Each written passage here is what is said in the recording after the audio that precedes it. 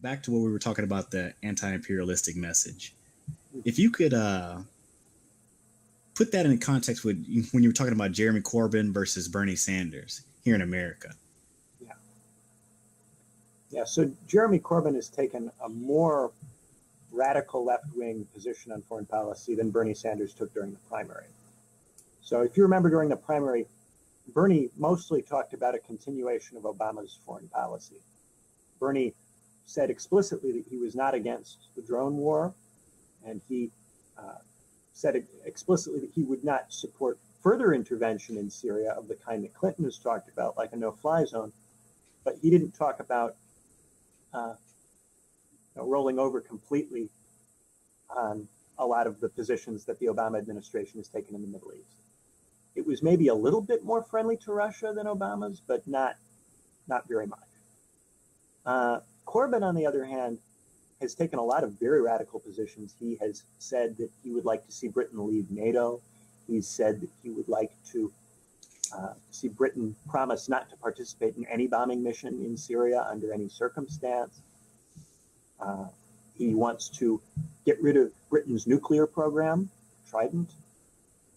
And these kinds of positions, which view Britain as a badly intentioned actor in the Middle East. That's the way that it's perceived, that Corbyn thinks that Britain, when it intervenes in the Middle East, then it intervenes egoistically and selfishly and for its own benefit, and that it would just be better off, the region would be better off if Britain stayed out of it. Whereas with Sanders, I don't get as much of a sense that Sanders thinks that the United States is out to do harm in the region.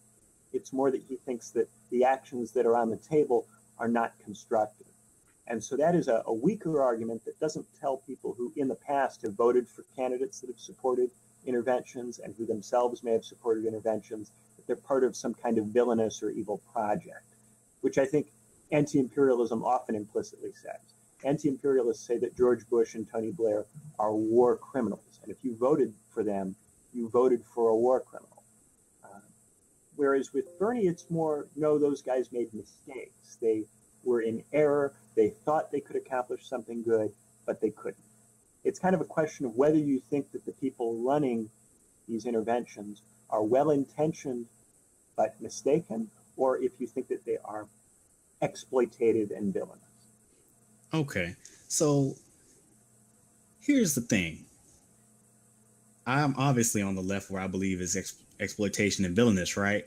However, what I would argue is if you accept that the government is corrupted, how can you still believe in an altruistic view in how that government treats other countries that it's not responsive to? It almost seems illogical to believe that you're out there trying to do good when, ultimately, throughout societies across our history, we have, usually an elite capture of the state, and then they use the state to put forth their own ends, and that we go through that cycle over and over and over again. So I'm wondering, why does that illusion exist in America, and why is it so pervasive? Well, earlier I talked about two schools of academic international relations theory, realism and liberalism. And I think that oftentimes our government acts for realist reasons. The realists believe that states should act to defend and advance their own power, because by defending and advancing your own power, you protect yourself from enemies. The liberals believe that we should be using international institutions to create a set of norms that allow us to transcend that history of power competition.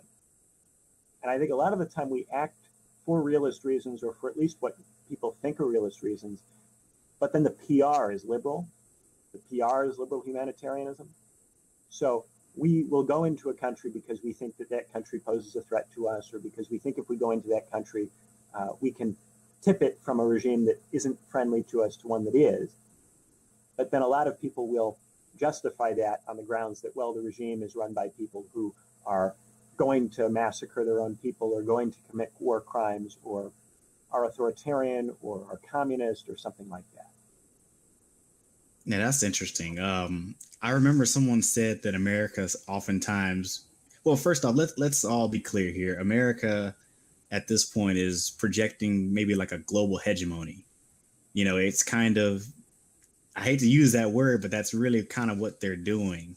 in a sense. After World War II, they've been on that project for a very long time, and it's within that context that I would say that, you know, to me, that type of thing is unsustainable. You know, no one is able to hold on to supremacy, you know, the way that, you know, the United States kind of pursues it, you know, for extended periods of time. It's always things are always shifting and changing, right? And so they talk about this global stability that's been achieved, and really what that amounts to is almost like an American dominance. And I'm saying, you know, if you continue in this manner, what happens when that dominance is no longer there?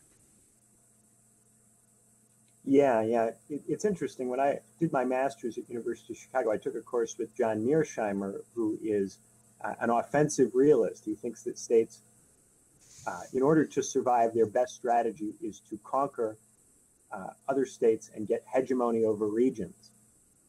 And once you have hegemony over your region, then you want to prevent any other state from getting hegemony over their region, so you intervene in other regions, but on his view, only to prevent hegemons from rising. He opposes a more muscular interventionist position where you intervene in every country to try to make every country around the world friendly to you. And he calls that position a global domination position, which is what he thinks predominates in policymaking. So it's interesting that you can find in our academic ranks a lot of people who do want the United States to defend its position of power, but who nonetheless think that a lot of the stuff that we do is counterproductive or unhelpful toward that aim. Now that's an interesting distinction, because obviously I was speaking about, you know, viewing it as a, you know, as a world domination strategy, and I actually am partial to having regional powers basically, you know, do their thing, and we have each region kind of respects the other region in some sense, and within that region there may be conflict and struggle, but it won't be, you know, a global struggle. You know, I'm kind of, you can reach an equilibrium at that level, perhaps. I'm not sure. That's all theoretical, or not here or there. But I like that you brought that up, because that is kind of what I believe should be our foreign policy, maybe like a more regional thing. And that would mean, you know, perhaps understanding and respecting other regions. But when someone hears me say that, it's so out there and it's so left field. They're like, what do you mean? No, of course we have to do this, because if we don't, someone else will. And I'm like, well, what? What do you think of that argument that America must dominate, because if America does not dominate, then someone else will, and who knows what they'll do? I've heard that argument before as well. There was an old Cold War argument about that between people who believed in perimeter defense and strong point defense. And the perimeter defenders believed that you can't allow the Soviet Union to dominate any one country, because if they dominate any one country, it will be the beginning of a domino theory in which they take over the whole world. And there were defenders of strong point defense who said there are certain areas of the world where we have to prevent the Soviets from having power, because they're areas of the world where our allies are located, or where there's a lot of wealth, or it's strategically very important. But in most areas, we should leave it be, because it's not worth the resources. And that debate went on within a group of people, all of whom were committed to the project of America being the most dominant country. But it's interesting that the strong point defense position often overlaps in terms of policy output with a lot of people with a more left-wing position who say that you shouldn't go into a lot of different conflicts. So in the case of the Vietnam War, you could find a lot of strong point defenders arguing with the left-wing hippie movement that the Vietnam War was a waste of everybody's time and money.